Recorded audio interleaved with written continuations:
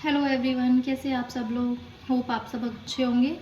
और मेरे चैनल का नाम है माई स्ट्रगल जर्नी और मेरा नाम है रूपम। सो कैसी तैयारी चल रही है आप लोगों की? क्योंकि आप लोगों का रिस्पांस नहीं मिला था तो मैंने ज़्यादा वीडियोस डाली नहीं। फिर वो जो मंथली हमारा टारगेट था, अगर एक भी रिस्पांस मिलता तो मैं ज़रूर डालती।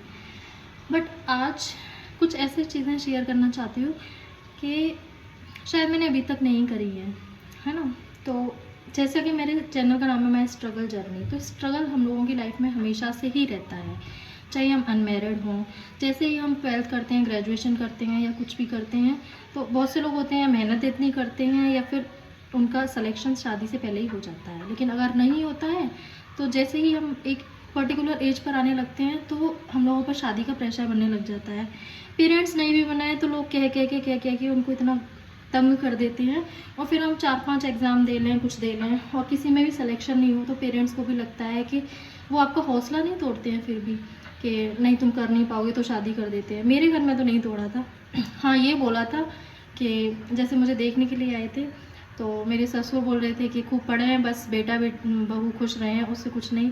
तो ऐसे कोई बातें करे तो फिर ये लगता है ना कि सपोर्टिव है। तो मेरे पेरेंट्स ने कहा था कि तुम्हारे इन लॉज बहुत सपोर्टिव हैं तो तुम पढ़ाई करना, कुछ भी प्रॉब्लम नहीं होगी। लेकिन एक बात बताऊँ आपको, जैसे ही शादी हो जाती है ना, उसके बाद में शादी के बाद में अभी थोड़ा सा वहाँ पर गांव का माहौल है वो है, तो भले ही घर वाले ना कहें लेकिन बाहर वाले, जैसे मैं एक इंसिडेंट शेयर करना चाहूँगी। जैसे ही शादी का प्रेशर था पहले, फिर मैंने कहा चलो अब तैयारी शुरू करते हैं। बहुत टाइम तो एडजस्टमेंट में लग जाता है। कोई भी लड़की शादी करके जाए एकदम से, ये नहीं कि वो सुबह ही सुबह पढ़ने बैठ जाए या वो बैठ जाए, उसे भी लगता है कि नए घर में कोई ये ना कहे कोई वो ना कहे।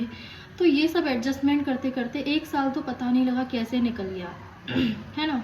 फिर मैं अपने हस्बैंड के पास गई थी, 3-4 महीने बाद ही चली गई थी।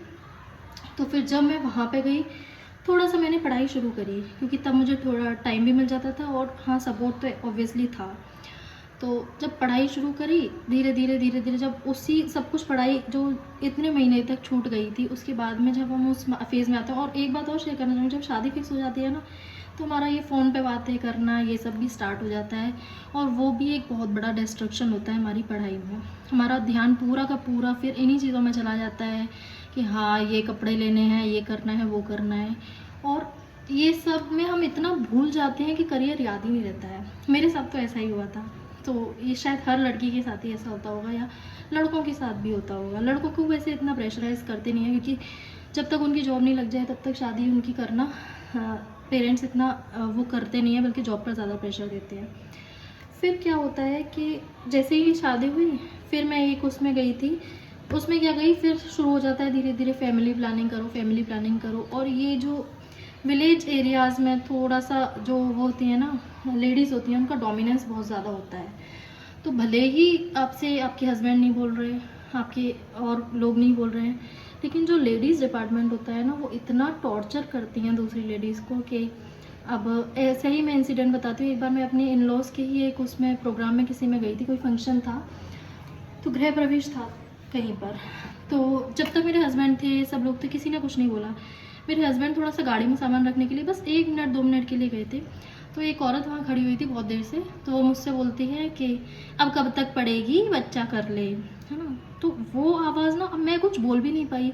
अब आप एकदम से पहली बार किसी से मिले हो, आपके इन लॉज़ के यहाँ का फंक्शन है, आप क्या ही बोलोगे ऐसे लोगों से।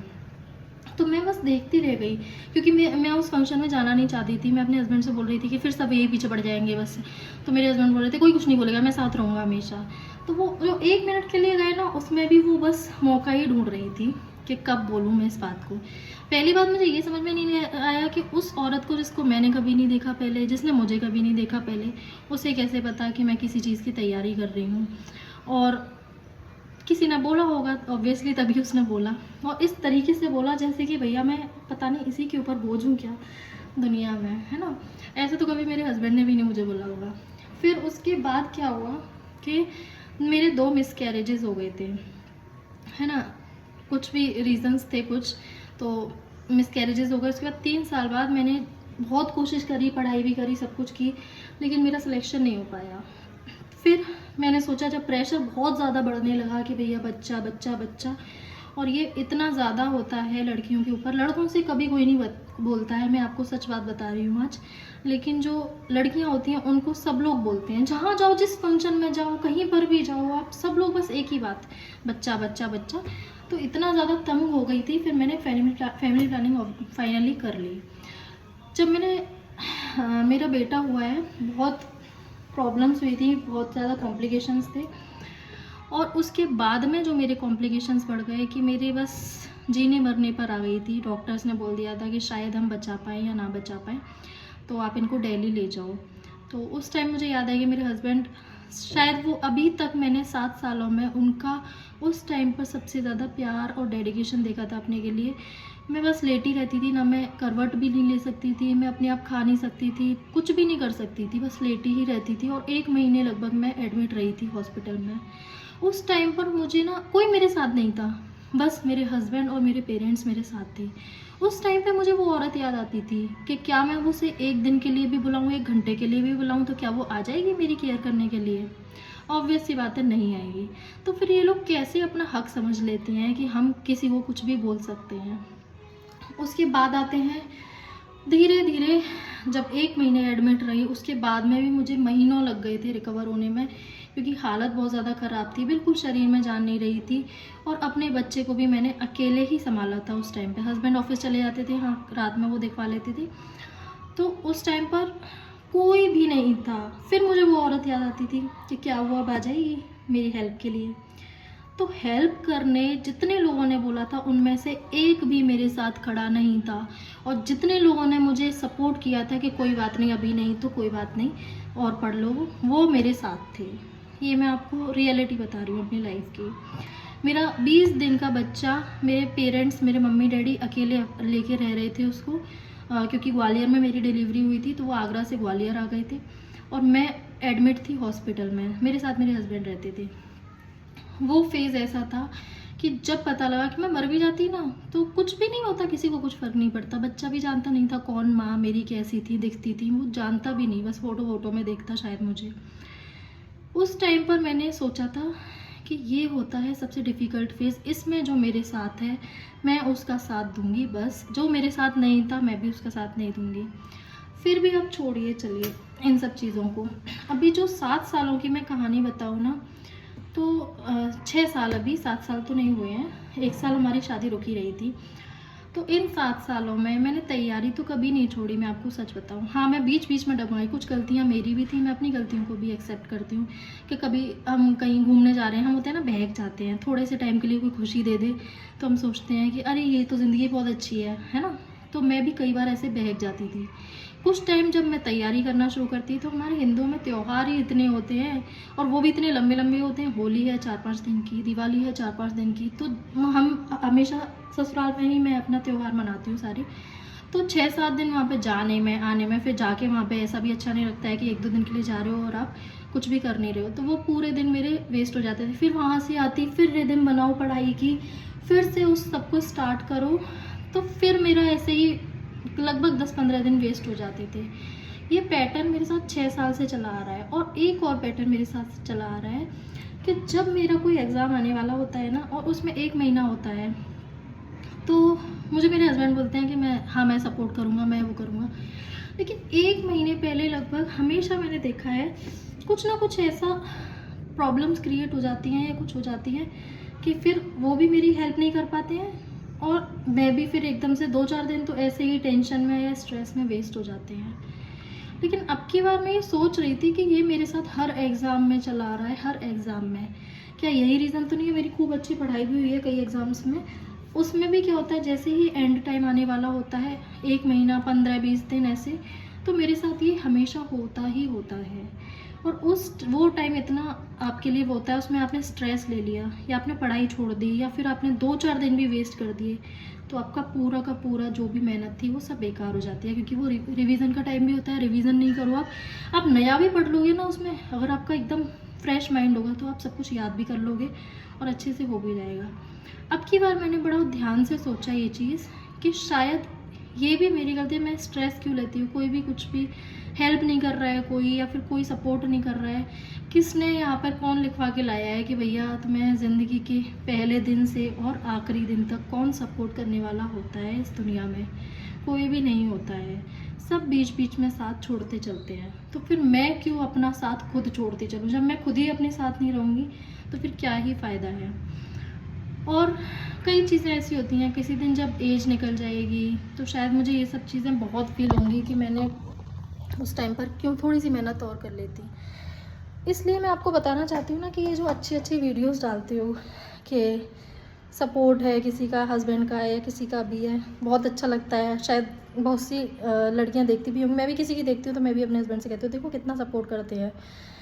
लेकिन सच बताऊँ ना तो कोई भी आपको सपोर्ट स्टार्टिंग से एंड तक कभी नहीं करेगा आपके अलावा। ये आप लिख कर ले लो मुझसे। लेकिन जब आपका रिज़ल्ट आता है, अगर एंड फेज़ में किसी ने आपको सपोर्ट किया है तो ऑब्वियसली आप खुश हो जाओगे कि हाँ इन्होंने मेरा साथ दिया था। क्योंकि लड़कियां होती हैं ना, ऐसे ही होती हैं इमोशनल। और स्टार्टिंग में किसी ने साथ दिया, एंड में नहीं दिया, हाँ तो आप भूल सकते हो, क्योंकि लगता है ना कि हाँ उस टाइम पर साथ नहीं थे। लेकिन मैं आपको सच बता रही हूँ कि इतने स्ट्रगल्स हमारी लाइफ में होते हैं। अभी पूरा घर का काम ख़त्म भी नहीं हुआ है मेरा, तो अभी यहाँ पे देखिए दूध गर्म हो रहा था तो मैंने सोचा कि थोड़ा सा व्लॉग बना के आपके साथ में कुछ चीज़ें शेयर कर लेती हूँ। अभी पूरे घर का झाड़ू पोछा बर्तन सब कुछ किया है। उसके बाद मैं अभी कपड़े पड़े हुए हैं गले हुए धोने के लिए मेरे लिए। तो मैं ये चीज़ें शेयर करना चाहती हूँ कि आपको करना ही पड़ेगा। आप नहीं करोगे ना, इन चीज़ों को कोई नहीं गिनेगा। मेरे से अभी बहुत सारे मेरे फादर इन लॉ हैं तो उनको मुझसे काफ़ी उम्मीदें हैं। मुझे अच्छा भी लगता है कि वो अपने बच्चों से ज़्यादा मुझसे उम्मीदें रखते हैं। लेकिन वो उम्मीदों कभी कभी इतना प्रेशर बन जाता है उन उम्मीदों से कि जैसे मेरे हस्बैंड को अब आजकल रिज़ल्ट आ रहे हैं यूपी पीएससी आरओ का किसी का भी, तो मेरे हस्बैंड को पिक्स भेजते रहते हैं। तो मुझे अब लगने लगा है कि शायद हो सकता है कि जब कोई देखो कि इसमें भी नहीं हुआ था इसमें भी नहीं हुआ था तो दूसरों का नेचर भी चेंज होने लगता है। शायद मेरे हस्बैंड का भी अब चेंज होने लगा है कि हाँ इसका होता तो है नहीं, कुछ नहीं है। तो यही बोलना चाहूँगी कि सबका सपोर्ट हमेशा रहे, ज़रूरी नहीं होता है। ये यारो आ गया है, ये मेरा सपोर्ट। ये मेरे को पता है, जब भी मैं दुखी होती हूँ सैड होती हूँ कुछ भी होती हूँ तो ये मुझे सॉरी बोल देता है। और इसके डैडी है ना, वो कभी भी नहीं बोलते हैं। वो मतलब छोटी छोटी बातों को ये मैं क्यों बोलूँ सॉरी, मैं क्यों बोलूँ सॉरी, तो मैं बस मज़ा मैं भी बोल देती हूँ मैं क्यों बोलूँ सॉरी, मेरी गलती नहीं है। लेकिन ये है ना, इसकी गलती भी नहीं होती है। कोई भी सैड दिखता है, चाहे मैं हूँ चाहे मेरे हस्बैंड हो चाहे कोई भी हो, बाहर एक बच्चा रो रहा था कल पार्क में, उससे भी सॉरी। तो मुझे ये लगता है कि शायद इससे भी कुछ सीखना चाहिए। मैं इतना छोटा सा है, इसमें बिल्कुल ईगो नहीं है, लेकिन शायद बड़ा हो के ये नहीं बने। लेकिन मैं सिखाऊंगी इसको, अपनी गलती हो तो सॉरी भी बोलना चाहिए। लेकिन जब सामने वाला कोई ऐसा दिख जाए ना कि वो कभी सॉरी बोलता ही नहीं है, तो फिर हमें भी लगता है कि क्यों अपनी सॉरी वेस्ट करो। जब दोनों तरफ से हो तो ठीक है, अदरवाइज़ नहीं। तो आज का ब्लॉग इतना था कि ये जितनी भी वीडियो सब डालते हैं स्ट्रगल जर्नी में मेरा, इसने साथ दिया उसने साथ दिया, मैं आपको सच बता रही हूँ स्टार्टिंग से एंड तक किसी ने साथ नहीं दिया हुआ। हो सकता है किसी का प्रीलिम्स निकल गया हो तो वो एकदम से खुश हो गए हों, तो उन्हें लगा हो कि हाँ ये कर लेगी या कर लेगा, तो फिर साथ देने लग गए हों। बीच में किसी ने साथ देना शुरू कर दिया हो कि हाँ मेंस भी हो गया है, इंटरव्यू का फेज़ है, साथ दे दो। लेकिन एक बात बताऊँ, अगर आपका नहीं निकला तो आपके लिए ताने भी मिलेंगे, और निकल गया तो सब एक्सपेक्ट करेंगे कि हमारा नाम है हमारा नाम है। लेकिन आप बस उसी का लीजिएगा जो शुरू से एंड तक आपके साथ रहा था, और वो सिर्फ आप हैं और भगवान हैं। उनका अगर साथ नहीं हो तो इंसान की तो क्या ही मजाल है कि वो आपका साथ दे दे। तो यही था आज का व्लॉग। ये अच्छी अच्छी वीडियोस देख के प्लीज़ अपने आप को उसमें मत डालिए।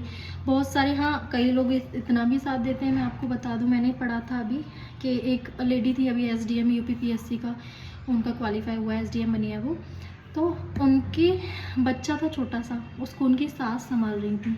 वो होता है साथ।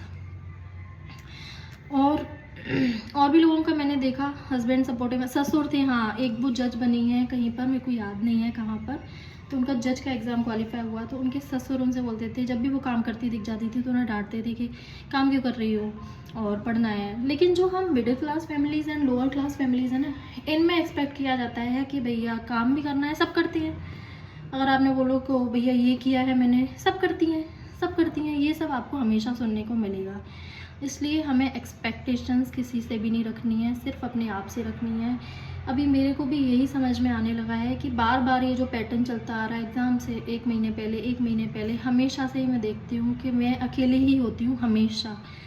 एग्ज़ाम से 1 महीने पहले या 15-20 दिन पहले कभी भी साथ नहीं मिलता है, और फिर जब 12 महीने होते हैं उसमें हमारा यही चलता रहता है, यहाँ आना वहाँ जाना। और ये मेरी भी गलती है कुछ कि हाँ, हम घूमने भी चले जाते हैं, मुझे शौक़ है, लेकिन ये भूल जाती हूँ कि ये 2 पल के शौक़ आगे पूरी ज़िंदगी, अगर एज निकल गई ना तो पता नहीं पूरी ज़िंदगी क्या क्या झेलना पड़ेगा। इसलिए ये 2 पल के शौक़ मारने पड़ेंगे, और अगर पूरी ज़िंदगी के शौक़ लेने हैं तो, और अपने दम पर लेने हैं तो अभी किसी भी लायक नहीं हूँ। पैसे कैसे कमाऊँ, छोटा बच्चा है, उसको मुझे ही संभालना है। मुझे पता है कि मेरे अलावा उसका कोई ध्यान भी नहीं रख सकता जितना मैं रख सकती हूँ, उसको मेरी ज़रूरत है। हमारे साथ भी हमारे पेरेंट्स थे तो उसका भी हक बनता है। तो अभी बोलते भी हैं प्ले ग्रुप है हमारे पास में ही कि उसमें डाल दो, लेकिन मैं डालना नहीं चाहती क्योंकि कह भी नहीं पाता। आजकल जैसे जैसे वीडियोज़ देख रहे हैं ना हम, किसी बच्चे का सिर दीवार में दे मारा, किसी ने कुछ किया, तो ये लगता है कि इतने इनह्यूमन हो गए हैं लोग कि कैसे हम अपने छोटे से बच्चे को जो बोलना भी नहीं जानता है उसके साथ क्या करे, कोई क्या नहीं करे, मारे, कुछ भी करे, तो वो बोल भी नहीं सकता है। इसलिए मैं नहीं चाहती कि मैं अपने बच्चे को छोड़ दूँ। तो ये है मेरा स्ट्रगल कि सब कुछ काम भी करना नहीं करूँगी ना। अभी 1 महीने पहले मैं मेड लगा भी लूँ, तो अभी एक्चुअली मेड हम लगा लेते, पहले भी लग रही थी, but problem was there that मेरे हस्बैंड का कभी भी ट्रांसफ़र हो सकता है यहाँ से। तो हम यही सोचते सोचते हमें कई महीने हो गए, और फिर अब 1 ही महीने से भी अब तो बहुत कम दिन बचे हैं, तो क्या ही मेड लगाऊँ। फिर तो ये भी हो जाएगा कि भैया तुमने तो वो लगाई थी, मेड लगाई थी, ये किया था। और ये भी नहीं, नेगेटिव भी नहीं सोचना है, क्योंकि ये भी बोल दिया जाता है हाँ यही बोलो कि होगा नहीं, पहले से ही सोच के बैठी हूँ। तो ऐसा नहीं है, सोच कर तो ये बैठी हूँ कि कैसे भी भगवान इस बार हो जाए, जितनी मेहनत है सफल हो जाए। और बहुत सी चीज़ें हैं जो दिमाग में खाई जाती हैं, आपके अलावा आपको कोई नहीं संभाल सकता है। मैं बहुत वीक थी पहले, हर बात पर रो जाती थी, हर बात पर। तो लोग वो होते हैं ना, एक आपने कहानी सुनी होगी कि जब नंदी बाबा पर बैठे हुए थे भोलेनाथ, पार्वती जी और नंदी बाबा जा रहे थे, जब भोलेनाथ जी बैठे हुए थे नंदी बाबा पर, तो लोग बोलते थे देखो औरत अपनी पैदल जा रही है और वो आराम से नंदी पर बैठे हुए। फिर भोलेनाथ खुद उतर गए, तो उन्होंने पार्वती जी को बैठा दिया। तो फिर बोले कि देखो पति पैदल जा रहा है और स्त्री आराम से बैठी है नंदी बाबा के ऊपर। फिर वो दोनों उतर गए, नंदी बाबा जा रहे। फिर कोई एक आदमी मिला, वो बोला कि देखो कितने पागल हैं, नंदी बाबा साथ में फिर भी दोनों के दोनों पैदल जा रहे हैं। तो ये दुनिया है, कुछ ना कुछ कहेगी। पहले मैं हर बात पर रो जाती थी, तो कहते हर बात पर रो जाती है, नाटक करती है या कुछ भी, बहुत से लोग कहते थे पहले। फिर मैंने रोना छोड़ दिया, तो धीरे धीरे अपने आप को लड़ना शुरू कर दिया। तो बोले हर बात पे लड़ती रहती है। फिर मैंने चुप होना सीख लिया, तो हर बात पे गुस्सा हो जाती है। फिर मेरी समझ में ये आया कि मैं वही हूँ कि भैया कुछ भी कर लूँ तो भी लोगों को अगर पसंद नहीं हूँ तो नहीं आऊँगी, और पसंद हूँ जिनको, उनको हमेशा पसंद आऊँगी, चाहे मैं कैसी भी हूँ। मेरे घर में मैं लाडली बेटी थी और अभी भी हूँ, और मेरी भाभी की मैं लाडली हूँ, मेरी भाभी मेरी लाडली है। तो इतनी बुरी तो नहीं होंगी, क्योंकि आजकल के टाइम पर जो रिश्ते चल रहे हैं उसमें ज़रूरी नहीं कि आप सबसे बनाकर चलो। अगर कोई अपना उल्लू सीधा करना चाहता है, अगर आप नहीं उनके अकॉर्डिंग चल रहे हो तो आप बुरे हो जाते हो, और अगर आप उनके अकॉर्डिंग चल रहे हो हमेशा हर बात पे हाँ हाँ हाँ हाँ, तो फिर आप अच्छे हो जाते हो। लेकिन अगर आप एक एजुकेटेड गर्ल हो, कुछ भी हो, या फिर कुछ भी हो, अपनी सोच तो होती है, चाहे एजुकेटेड हो चाहे अनएजुकेटेड हो, तो फिर अपना पॉइंट ऑफ व्यू कोई भी रख दे तो वो फिर बुरा कैसे हो जाता है। तो इसलिए लोगों की बातों पर ध्यान नहीं देना है, अपनी पढ़ाई करनी है, अपना करियर बनाना है। पढ़ाई नहीं करनी है तो जो भी आपका टैलेंट है वो करना है, सिंगिंग है, डांसिंग है, जो भी है, कुकिंग है, उसमें अपनी जान लगा देनी है, और किसी से भी कुछ भी कभी एक्सपेक्ट नहीं करना है। बहुत दिन से सोच रही थी कोई ब्लॉग बनाने की, लेकिन टाइम नहीं मिला था, और इसलिए थोड़ी सी ज़्यादा बिजी हो गई थी। So thank you so much, और प्लीज़ लाइक कीजिएगा, सब्सक्राइब कीजिएगा मेरे चैनल को, और मिलते हैं अगले ब्लॉग में। Bye bye.